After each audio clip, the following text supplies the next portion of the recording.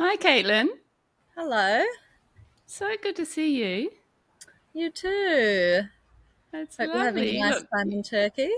yeah, we're having an amazing time. It's a gorgeous morning, and you're looking very Aotearoa with your green jumper and your gorgeous cabbage tree behind you. I thought I would match the greenery behind me. You do. You blend in well.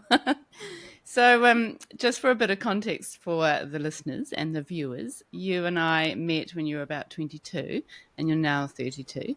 And we met through my business, Creative Matters, and you were one of my star educators. Amazing. And we've kind of, it's been really nice because we've got closer as friends, and you've always been somebody who I've just sort of admired and respected.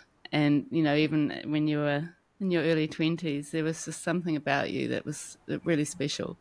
So it's been really nice for us to be able to kind of maintain our relationship, and we keep bumping into each other in various Yes. places, which is good. And yeah, it's really so lovely to have you on the podcast. So welcome to Creative Connections. Thank you for having me. You're welcome. All right, so I don't know all of your backstory, so it'd be really interesting to know where you were born and what you were like as a kid. Yep, so I was born in Auckland, grew up in Auckland. We moved to the Hibiscus Coast when I was about 2 or 3, so I've been brought up near the water. I'm a water baby, and we spent most afternoons at the water. My dad would take me to the beach when he got home from work. So that's where a lot of my inspiration comes from as an artist as well. Um, I always loved the arts at school. It was sort of the only thing that I loved and did well at. I struggled with a lot of most other things. Um, and then when I left school, I had the opportunity to either go and study art or go traveling. So I did that about a year after I left school. Um, and I traveled overseas for about a year and loved it. And then I ended up getting the travel bug. And I traveled for about 5 years. And that is also where a lot of um, my inspiration has come from Mm. as well. And you spent about 3 years in Panama, didn't you?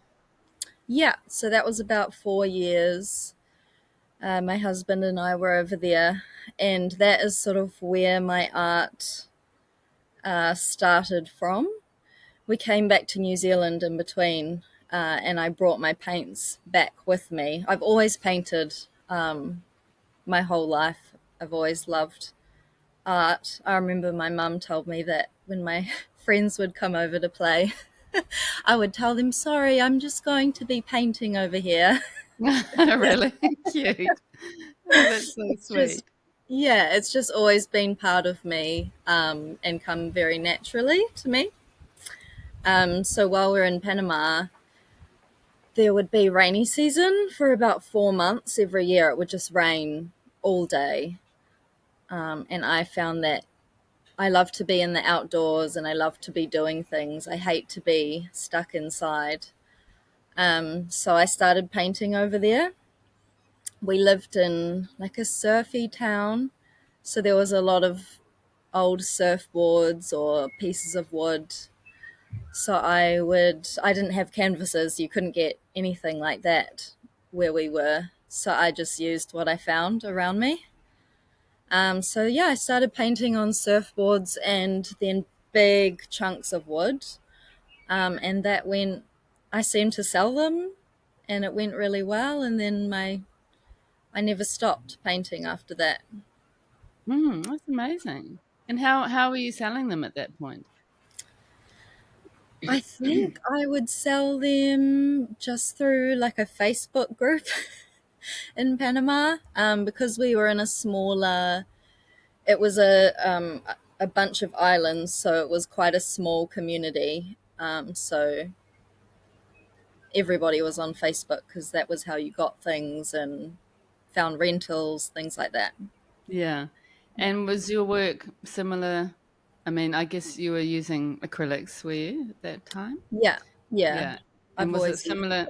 similar themes, sort of connecting with the sea? Yeah, the yes, both of the surfboards and the wood pieces I would use.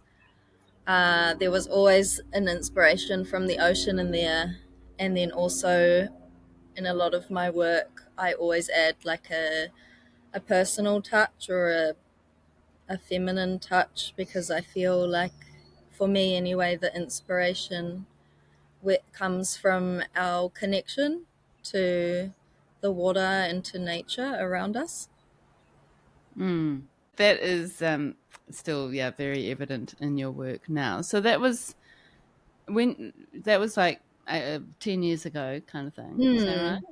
Yeah, Yeah, so you that's came back about 10 years ago. yes. I think we came back 2018. Yes, about 8 years ago, Mm. um, just before COVID. Yeah, and I just carried it on when we came home.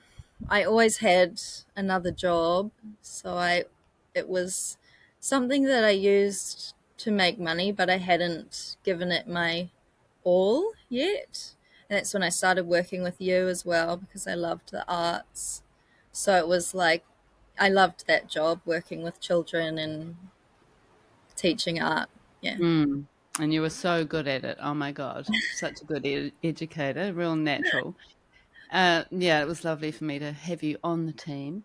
But I mean, I guess I was really interested to talk to you because I feel like, you're 32, you're an emerging artist, but you've just got a really interesting story, which I think everybody from any age group can learn from and can be inspired by.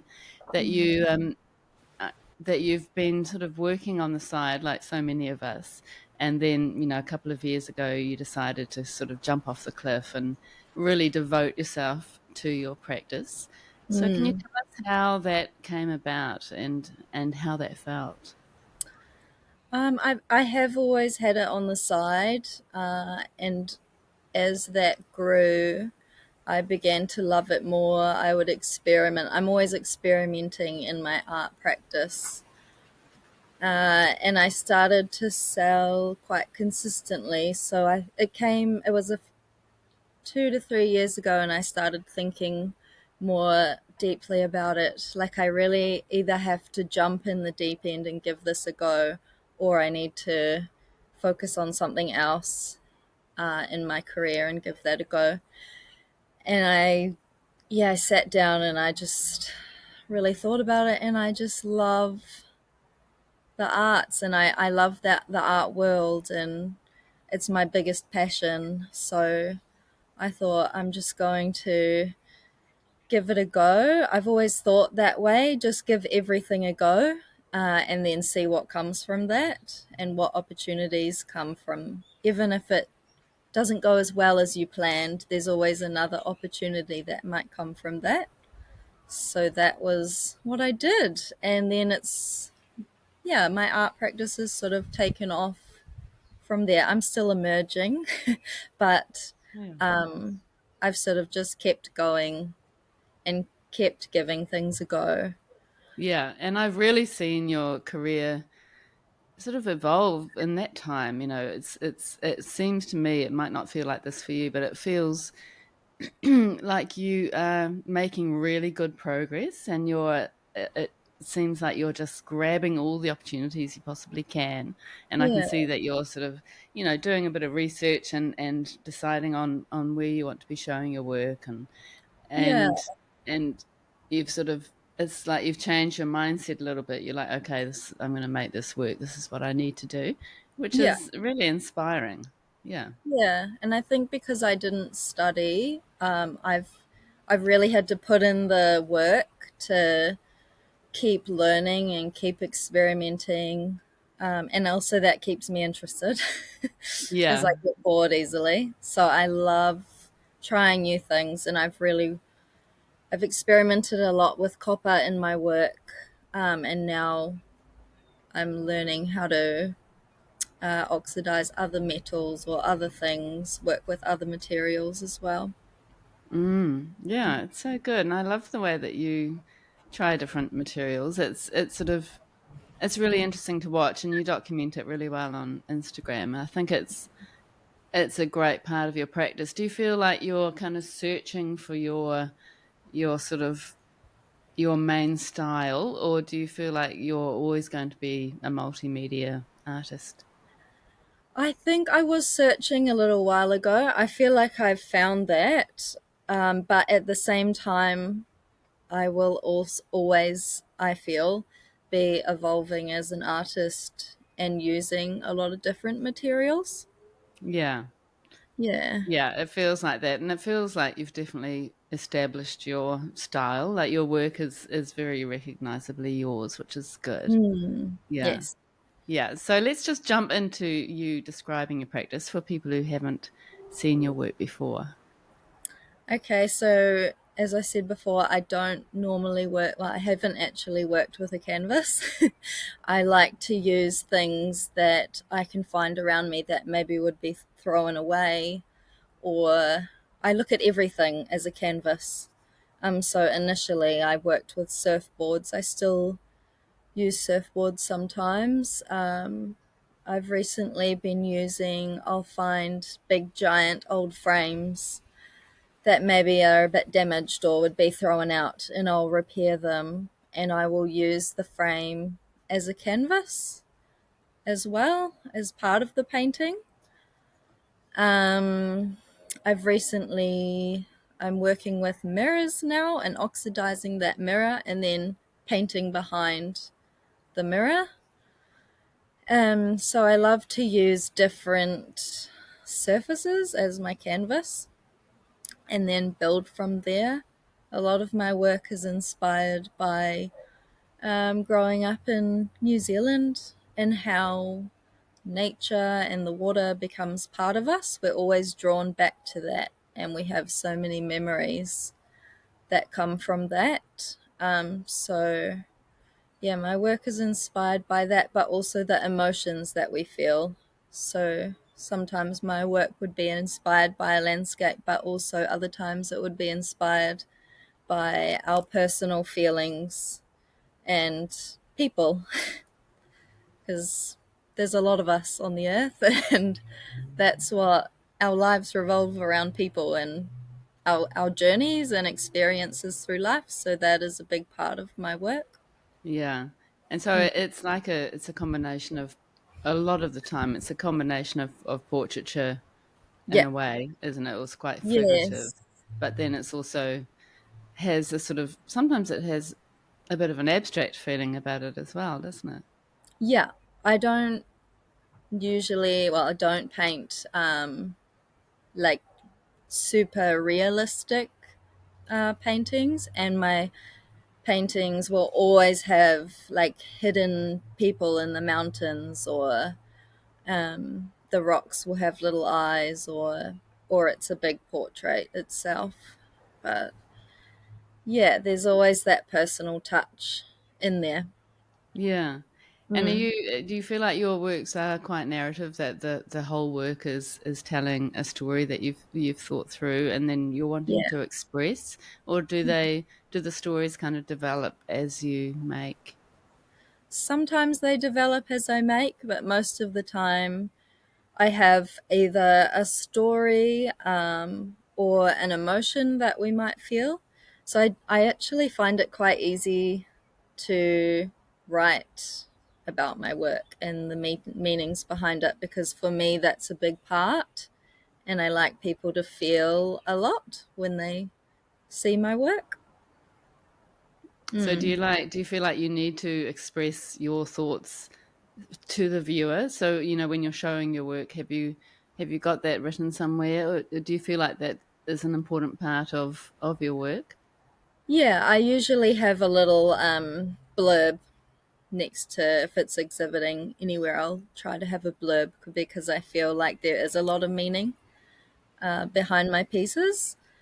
I also, with the figures that I use, I try to make them not so subjective though, so that anybody can relate to them, or the viewer feels how they feel when they view it. I don't want to sort of force a feeling onto them. Yeah. Yeah. Yeah. So interesting. And Mm. are you thinking that your work needs to all be sort of based around the land and place? Is that sort of an important part of what you're thinking? That was a big part of me last year with my last collection. This year, I have been venturing a little bit more to figures, and being a lot less subjective. Um, but I feel like a lot of my work it is either drawn to nature or drawn to people. Yeah. Mm. Yeah, and sometimes together and sometimes not. Yeah. Yeah, Yes. which is great. And I feel like the work that you were doing, I guess last year and you're still doing now has that it's quite a distinctive color palette, isn't it? Yeah, I don't. That's just how it happens with my work. I guess that's just me as an artist. That is the color palette. I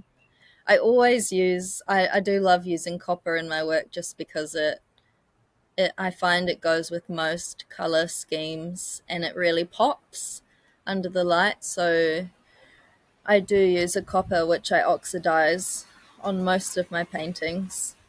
Yeah. And then Mm. the blues, I mean, if when I think of your work, I think of blue Yeah. and copper, which Yeah. is a gorgeous combination. Yeah, but your some of your portraiture work that I've seen this year is starting to move slightly away from that color palette, would you say? Yep, going maybe a bit more earthy, and I'm experimenting with some other stronger colors and just seeing how that goes. Yeah, I'm just Mm. always experimenting. Yeah, it's so good. And Yeah. it's an interesting practice because you've got these different mediums that you use, but then you're still managing to kind of wrap them up and make them feel cohesive. Yeah. Yeah, I do try to make them cohesive. I do also, because I get bored, I do add lots of little quirky things, and I try as the viewer looks at the piece, they will find more as they go, or if they're to have it in their home, they'll always be discovering little hidden treasures. Yeah, which Yeah. would be fun, I can Yeah. imagine. Yeah.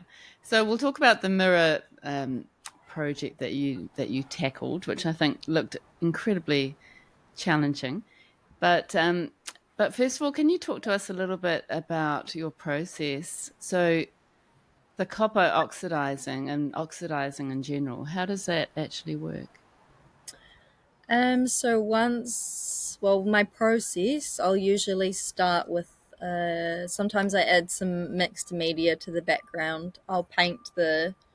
Always need to paint the picture first, and then once I'm sort of happy with the painting, I cover most of the painting with copper leaf, so you can't see most of the painting. And then once that is dried and set on there, I'll add a solution, acid solution to the painting, and that will oxidize. It used to take overnight. Now, because we're closer to the ocean, it happens in a few days, and it all depends on humidity and everything. So it's different every time. I don't normally sleep very well when I'm doing that. Always like, is it done now? I'm not sure. I Um, can imagine. So what do you mean by oxidizing? Like, can you explain that actual chemical process? so you can use a lot of solutions. I like to just use natural. You can use chemical. I try to just use a vinegar and salt, and I've experimented a lot with that. Like, I had to be careful that it wouldn't ruin the artwork or erode over time the artwork as well. But if you just apply the right amount, it will just subtly patina the copper Mm, away, and then you need to neutralize it. So I'll just get a damp cloth with a bit of water and clean it all up and let it completely dry. amazing. Yeah, so to make that stop freeze in time, then you'll need to fully seal it. So sometimes I'll pour resin on the top of my work, or we use like a clear coat spray so that it won't yellow over time. Mm. And so Mm. the just going back to laying down the copper leaf, is it just like gold leaf or silver leaf where you have the sheets and Yeah, put them onto adhesive? yeah, yeah. I found that works best for Mm. me, and yeah, it's lots And you so can. the, You go. sorry. So the painting is complete and then you just add the bits of copper all over, you said. So Yeah, you're not really determining exactly where the copper goes necessarily. That becomes a little bit organic, is that right? yeah, yeah. It totally evolves organically. Um, so I will sort of purposefully put the copper sometimes on places. If I've made a mistake, I can cover it up with the copper. Perfect. Or if I need to balance things out a bit. My work is quite busy, I find, so the copper helps it balance a little bit and just give it a little bit of a breath. Mm. Yeah, So the copper is the final stage. Once you have that applied and you've done your oxidizing, then you seal, and then that's it. That's finished. The painting's yeah. finished. So once the copper is done, I will just touch a few things up, um, add a few details or lines or anything like that, and then yeah, completely seal it, and then it's good to go. Brilliant. And how did you come across the medium of copper? I am just always looking for new, different ways. I think it's important to be unique, and it's important to always be learning.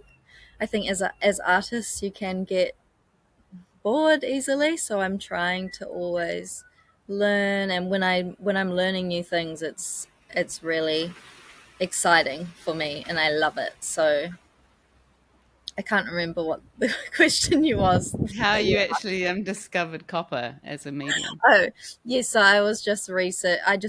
I'm always researching. So it came Mm. up on the internet, um, copper, and I thought, oh, I might give that a go. Mm. It was on a surfboard that I tried it on, and it, it really made the artwork. I feel like my art, it needs it. I don't know. It just works well. So, Yeah, it I really just, does. And it does give you that sort of, I think it just brings something quite unique to your work.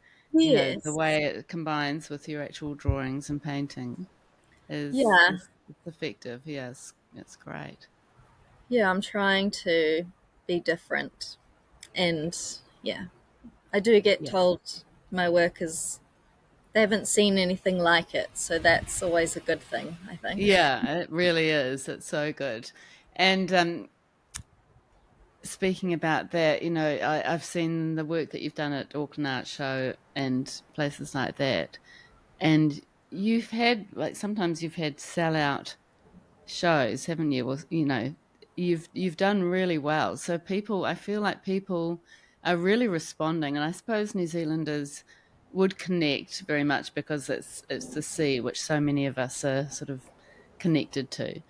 But Mm. how do you find people respond to your work? And you must be really stoked that people are wanting to own a piece. Yeah, I think that's what I love about art shows is you get to meet the people that buy your work. Sometimes I find it sad when your work sells at a gallery and you don't know where it went or who brought it. So I do love that, and just seeing people definitely connect emotionally with my work. Um, I had a lady that brought a piece. She lives on Norfolk Island, and it was quite a stormy piece. And she just connected with it straight away because it reminded her of her home. Yeah, and some of the meanings behind my work people really connect to. It's lovely to meet. It's really nice to meet people that when you see them connect with your work and their eyes Mm. light up, and it's really Yeah. special. It is really lovely, and that's why the format of those shows is so good in that way. And Hmm. I feel like when somebody speaks to an artist who's made a work, they have a whole other appreciation for the work and learn more about, the process and the ideas behind it, which is good. And then you do have that opportunity of putting the label up, which you don't always, you're not always able to do in some Hmm. galleries. Yeah, And you can choose how you show your work and how it goes together. exactly. Um, Yeah. And and it's nice I because yeah. I feel like as an artist, you always put your heart and soul into your work and you're really connected to it. So I really like that connection that you can have with other people. Yeah, and Show. you're the best person to speak about your work ultimately, Yeah, yeah, because you know it, you feel it. yeah, Yeah. So you've totally. done two Auckland art shows this year and last year. Tell us about that and how it went. They went really well. Last year was my first show. So that was sort of me stepping out into the big world. I was terrified. I thought I was going to sell nothing. It's going to be a big failure. I'd have to go and get a different job. That was sort of, yeah, that was I gave everything to that, building up to that show. And I think I had about 11 all big pieces, and I think I sold nine. So that was amazing. And then the other two sold later on in the year. That's so Um, good. Well done. yes. So that really gave me my confidence and to realize, like, your validation as an artist, and to realize that it's not just, sometimes you never know when you're creating the work. Is it really cool or is it rubbish? You just Yeah. never know because Is it it's all in my head? dead. Yeah. Yeah. So that was really amazing, and it's so cool to connect with all the other artists too, and a cool experience. So after that, I've just kept making collections and then working towards shows and going from there. Yeah, and I guess it's a good kind of it's nice to have those deadlines and sort of through your pathway, Yes, which you can think about creating a collection around, or having the deadline so it actually keeps you honest and keeps you yes, I working. definitely need deadlines. I didn't realize that, but I do. Otherwise, Yeah, I'll faff around. yeah, I know. Things. Yeah. It's helpful. And how do you find sort of combining experimenting, or your love of experimenting, with actually completing a collection? Yeah, that is hard because you need to do what you know sells and what works. But I try, after I've worked towards a show, it's quite a big job making a lot of pieces. So I try to have a little bit of a break after, um, and take that time to just like fill your cup creatively, and also take time to experiment and learn new things. And then I'll carry on with how I was as an artist, but I'll incorporate a new thing that I've taught myself or I want to try. Yeah, that's a really good combination. And you mentioned that you do a bit of research and you like connecting with other artists through the art shows. Do you feel like you would have had an advantage if you had studied art and sort of started to build those connections and maybe Mm. started to think more about the research and the ideas behind your work? Do you feel like you're disadvantaged at all? Yeah, that's all. I've thought about that a lot. Like there is still the opportunity that I could go and study.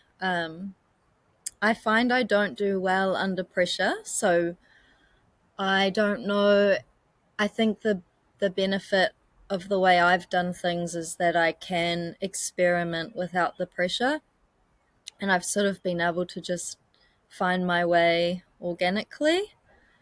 Um, but I think there is benefits as well to studying and making connections. Maybe I would have done all this a bit earlier in my life, but I'm happy with how it's gone and going. I Yeah, like that I like that I'm able to experiment and keep learning and have no pressure. It's quite yeah. freeing. Yeah, and I think sometimes self-taught artists talk about that, although that whole idea of self-taught artist is interesting in a way Mm. because it's like we're all artists and what is self-taught and what is not self-taught. Like going to Mm. university, it doesn't really mean that you're actually being taught the art about being an artist. Well, you are, but can you see Mm. what I'm saying? It's like I've Yeah, actually never really verbalized this, but in a way, we're all our own artists, and we're still all learning as we go yeah, with and what it's all we put inside into it. us. Yeah, Yeah, I do but then agree. when you go to university, you get great influences and sort of great Mm. learning. But then you can also get that in other ways. So yeah, it's an interesting idea. I Mm. feel like I don't think these days self-taught, the word self-taught is a bad thing anymore. It's not seen as sort of No. maybe, but then I think there's still areas in the art world where it isn't respected as much. Or I don't Mm. know. It's an interesting Mm. topic, isn't it? Yeah, I'm not Mm. sure. Yeah, it's a hard one. I think, yeah. I mean, if you're art, yeah, I don't know what to say here, but I Yeah, think, yeah, like art is very, it's personal, and you become who you are as an artist as your life goes on. So I think there's benefits to studying, and then there's benefits not to study. Well, yeah, I think there's no wrong way. no. And Yeah, just the life experiences that you've had would have influenced you hugely with your travel and that kind of thing. yeah, Anyway, definitely. yeah. And it Mm. might be interesting to go to. I mean, I often think I'd love to go and go to uni, Yeah, because and study art and art history actually. But you sort of think, in some ways, having that life experience and developing your practice to a point could be a good time to go because then mm, you're just kind of broadening your horizons, but you've still got that base of what you've already established. definitely. Like you never know what opportunities could come from doing that as well. And yeah, I think working on your own style could help with other like mentors. Like I think I know I need to work on restraint in my work. So yeah, maybe if I was at yeah, maybe that what might have changed the way I worked as Mm. well if I'd gone to art school earlier. Why do you feel like you need to work on restraint? I think as I said before, I like to add a lot of things to my work. Like you keep discovering things, but I'm at the point now where I think I might try to use a bit of restraint in my work and see how that goes as well. I don't know, it's Mm. just my work is a lot, there's a lot going on and it's very busy. So I'd like to try a Yeah. bit of restraint in some of my works and see how it goes. Yeah, and some of them, and I think it's still good to keep some of the more complex kind of busy ones as well, because people Yeah, obviously like them yeah, and you like to make them. So, no reason why you can't have a few different styles or yeah. different approaches. Yeah. Mm, And so when talking again about art shows, you haven't done Art in the Park, which is a no. very popular Mm, show in Auckland at Eden Park, and that's every year as well. So perhaps mm. you could do that next year. Are you thinking about that? Yeah, that's on the cards. I hope to do. I'm in the Auckland Art Show for next year, and then the NZ Art Show in Wellington. So I'll see if Art in the Park isn't too close to the Auckland Art Show. I'd love to do that. That's an amazing experience as well. So yeah, I'm just Yeah. continuing to put myself out there and see where it goes. It's so good. And you're doing the Queenstown Art Show this year in October. Yeah, so Yeah. that's in a couple of months. So I'm working on a collection for that. And what sort of work are you doing for that show? I have a couple of pieces that are inspired by the South Island, and they have little personal touches in them as well. Like I have a piece that has hidden people in the mountains. They sort of camouflaged, and you find them as you look. And then also a piece inspired by Aotearoa, which, well, it's mainly inspired by how our lives are so busy and we need to just slow down and smell the roses and look for the little treasures along the way. So that piece I've made quite busy on purpose, so that the more you look at that piece, you will find lots of little hidden things. Um, and then I have just started experimenting, as I feel quite confident in oxidizing copper, so I've just started with old mirrors now, and I've started. This could be the beginning of a new era for me and a new collection. We'll see how it goes. Where I oxidize the mirror so it organically erodes, and then part of the mirror is still there, which I then paint behind, so the painting's sort of popping out behind the mirror. Wow. So we'll see how that goes. That'll be part of the Queenstown Art Show. I Yeah. love that idea. So you when you oxidize or you apply the vinegar and salt solution, are you taking off the reflective part of the mirror? Is that how it works? Hmm.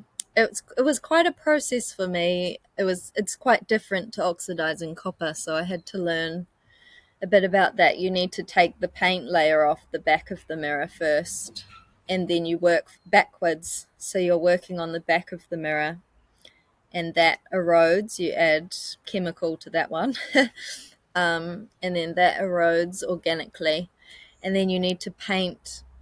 You're painting on the back, so you're actually painting backwards as you would normally paint a painting. So the Wow. background would be last, and you actually cover the entire painting. At the end, you'll only see one color, and then you turn it around and you see the whole painting. Ah, that's so interesting. Yeah, that was really fun. Quite stressful because it's hard. If you make a mistake, you can't really change it. You can't just paint over it as you would a normal painting. So, but it's been fun, a good experiment. Yeah, and starting from the front and sort of working backwards, but also backwards Mm. kind of way. I And do a then lot of you have offline. to kind of turn it over quite a bit, I guess, Yeah, so that you just to can check see, that you're yeah, not which would going. be hard in itself. Yeah, And your mirrors, the one that I've seen is quite big and they're quite heavy, I guess. yeah. I tend to work with big things, or in big pieces, which I've discovered makes things a lot more difficult for myself. Yeah. um, that's okay. I love it, and it's different, and there it's a statement, I guess. Hope I'm hoping this is a statement piece, but we'll see.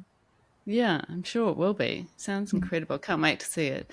So and I suppose too that your viewers, I think the medium that you actually work on, or the mediums, are probably interesting for people, and like you say, really quite different. So having your work and being there at the art shows when they sort of respond to like, oh my god, it's made on a mirror, or like, I've never Hmm. seen a painting on a surfboard, and you're sort of engaging your audience, I suppose, purely from what you're actually painting on in some ways. Yeah, I Mm. think it's really important to me to look outside the box to what you could create on and what you can create. I guess that's what I love about art, is it's not restrictive.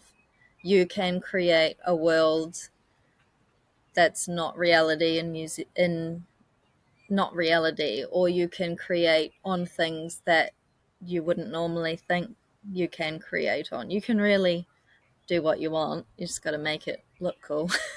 Yeah, and I can imagine you're always thinking and sort of watching and observing closely and sort of seeing things and thinking, "Oh, could I use that?" Or, Yeah, my brain which never is good. stops. It's quite exhausting. It's always going. It's probably why I don't sleep well. I'm always like, what can I do next? Or what? Yeah, you've My got brain's a always busy ticking. brain. Yeah. Yeah, But it's nice that you're sort of in that mode now, that you're feeling so inspired and so sort of, I mean, you must feel like there's so many things that you can experiment with, or Yeah. so many places to take your work in some ways. Yeah. Totally. I feel like it's quite it's fluid, but it's going at a good pace where I'm just ticking over and learning new things and going in a good direction. Yeah, Yeah. which is great. And I love the way you have just a little part-time job looking after a gorgeous a young man who has Down syndrome. Yeah. And I love that. I've seen you a few times with him in galleries and openings and that kind of thing. I feel like you're sort of combining your love of art and wanting to go to galleries, but bringing him along is just such a beautiful thing to do. He's Yeah. such a lucky, well, the family are very lucky to have you. Yeah, it's great. It's just 2 days, but it takes the pressure off as well. That so I'm not my sometimes if you've got pressure it's hard to be creative. So that is nice. And also he loves painting and it helps me. He goes anywhere and likes to do anything. So like if I need to go to the framing shop that day, he comes with me and I can do lots of little admin things with him, and we often paint together. And then with the days I don't have him, I can fully focus on my art. So it's a really good balance for me, and he gets me out into the world as well, because I find being an artist sometimes is very isolating. So I really enjoy that part of it. Yeah, it's so lovely, and it's so fantastic for him. You know, it's Yeah, just it's the best, and yeah, I love that contrast. I think being aware of creating some sort of form of contrast in your week is yeah, good. yeah. In I some need ways, it. so that yeah, you're not doing the same thing all the time, and Mm, yeah, that's lovely. I love that, and that's a true reflection of the beautiful person you are. thanks. Okay, sorry to embarrass you like that. So are we ready to get on to the questions, do you think? Do you feel like you've unpacked your process and practice? Okay, so we've just had a little break so you can get your charger back into it. Let's talk about the questions. What do you feel like has been the most significant moment in your career? I think the moment of just stepping into the deep end, just putting myself out there, being ready for failure but also success, just giving it a go and seeing what opportunities would come from that. Um, so that was only maybe 2 years ago. I did that. And I've been really lucky because my husband's really supported me through all of this because it is hard getting yourself out there at the beginning. So probably that, just putting myself out there, going to the Auckland Art Show was the first one I did. So that was really probably my turning point, knowing that I can do it. Yeah, And people and do getting like my art. Yeah. yeah, getting such a good positive response. Yeah. Yeah, would have been amazing. And what would you say either to your younger artistic self or somebody starting their art career? Just give everything a go. Don't be scared. Don't worry about rejection. Just give everything a go. Every opportunity that comes up, take it and then see where that goes. Yeah. Mm. And what do you think being an artist has taught you about life? It's taught me it's very hard to figure out what people like. You're always trying to make things that people like and want to buy, but you're also trying not to lose yourself at the same time and lose your creativity. So that's taught me to be yourself, never stop being your true self as an artist and who you are, and to find yourself as an artist and be unique.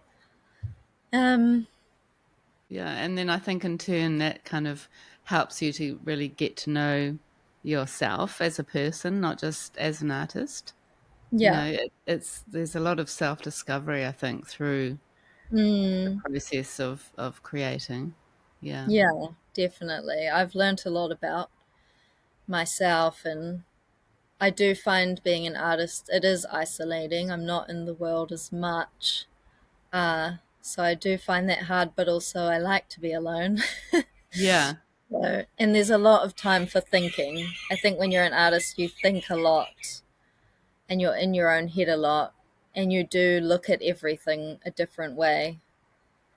Yeah. Yeah, absolutely. I've really noticed that being in Turkey. I think I've said on the podcast already, George is away from 7 till 7, Mm, and I'm in a foreign country. I don't have any friends here, apart from the couple of guys that George works with who I catch up with when they get home briefly. But it's it's an interesting one because it's in a way, it's kind of taking away all the potential distractions, including catching up with friends and that sort of thing. And mm, it's really helping me to focus because I need to get into the routine and into the habit of making every day. And I feel like, mm, we were saying before we started recording, I feel like if I was home, I would have a lot of trouble with that because I'd always mm, be thinking, oh, I need to do these chores, or I need to go and buy some food for dinner, and you've got all of those other things, and I've got this unique experience or opportunity here, and it doesn't feel lonely because I'm kind of I listen to podcasts when I'm or audible books me while too. I'm making, so that's nice and it feels quite productive. And it feels like you're not alone when you're listening to someone else's Mm, voice. But yeah, having not having that contact or the same sort of social contact with friends, even though you miss that, it's it's being filled by my creating, which mm, it's actually interesting for me that I can do that and feel okay about that. It's mm, really sort of filling a space, and it's working so mm. well. It's like this is how you can be an artist, Mandy. Like this is Yeah. what you need to do, and then the challenge will be taking it back home and Yes. continuing that discipline. Yeah, Yeah, when you're busier. I do like how, yeah, when you're just you've got nothing else and you're just with yourself, you really you're just sitting with yourself and your feelings, and but it's a really amazing feeling, I think, if you're just with yourself and creating. Somebody once told me it's an emotional tranquilizer, creating. And then the more I thought about that, I was like, that's true, because it just sometimes I don't want to start painting, but after an hour, I don't know, it does. You're calm and you're peaceful, and it's almost like you're in a little trance or something, in a yeah, not so weird way. But yeah, it's a special thing to be able to do that. yeah. It really is, and we're lucky to be living a life where we are doing that. But then Yeah. you've made it happen as well. It's great that you've just decided this is I'm going to make this work, and you're doing Mm. such a great job. Yeah. What do you find are the biggest challenges of being an artist? I have said, as I said before, trying to make work that does sell, but also not losing yourself and still loving it, and still keeping it fresh. Like, you might find something that sells, but you don't just want to do the same thing over and over again. You want to be continually evolving and still loving being an artist. Uh, and I do find, yeah, as I said, being isolated a bit, you're working on your own a lot. And yeah, the constant, I guess it's not a 9 to 5 job that you get your wage every fortnight or whatever. It is a little bit more stressful in that way. You never know how much you will make or won't make. Yeah, so just Yeah. trying not to stress as well, because that always hinders creativity. Yeah, exactly. But it's financially always a little bit uncertain, isn't it, for most of Mm, us? Yeah. yeah. And we didn't talk earlier about galleries, but where are you at? I mean, you say you like being at art shows and talking to people, but are you wanting to be represented by more galleries, and who are you with at the moment?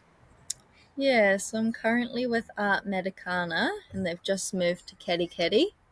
They were in Medicana for quite a few years, and I've been with them for several years now, so that's been really amazing. Um, and with Oriwa Framing Studio, they're a nice local gallery to me. So I've just kept it at that for the time being. But yes, I would love to be with a few more galleries in the future. That would be really nice, and just to build that connection, and a gallery that suits me and my work would be lovely. Mm. And what are you thinking? What for you is the right fit for a gallery? Something, I mean, I loved Art Medicana when they were in Medicana because they were quite a quirky gallery. Um, the walls were different, earthy. I think my work is earthy, and it does reflect a lot of New Zealand as well. So maybe a gallery that's important too. Yeah. Mm. And galleries near the sea, I guess, would make sense, maybe. Yeah. Yes. Probably. Mm. Mm. Oh, well, hopefully you'll get yourself in lots of different places around New Zealand because I feel like there's definitely the market for that for your work. And Mm. it would be lovely to have galleries in different parts of New Zealand and then still have your art shows going. It would just feels like it'd be great. I Yeah. mean, you'd end up probably quite busy. You'd have to be careful Yeah. not to take on too many galleries. But Yeah. yeah, it's exciting. Yeah. Yeah. Definitely. And so that's one of your sort of goals, is it, for Yes. finding more representation? Yeah. Just to become more established in that way. And yeah, I'd love to just be consistent. Yeah. Yeah. And to have those sort of deadlines that you can work towards just to keep you going. Yeah. Yeah. Yeah. Um, do I have any other questions? I can't even think of my questions For sure. right this minute. Well, we've kind of talked about what's next for you. Is there anything else Mm. that you can see in your future? I have thought about studying. That could be an option for me as well, just to broaden my practice. And yeah, I just love the next few years just to become more and more established, and just keep going the way Yeah. I've been going, and yeah, just keep putting myself out there. Yeah. Yeah. Oh, good on you. It's been so nice to talk to you about your art, and it's really nice for me to see you from Turkey and Yeah. listen to the New Zealand birds chirping in the Yeah. background. Some It's nice really breeze nice. back here. Yeah. Yeah. And yeah, thank you so much for being on the podcast. And I'm sure your story will be really inspiring for lots of people. So thank you so much. Thanks, Mandy. It's nice to chat.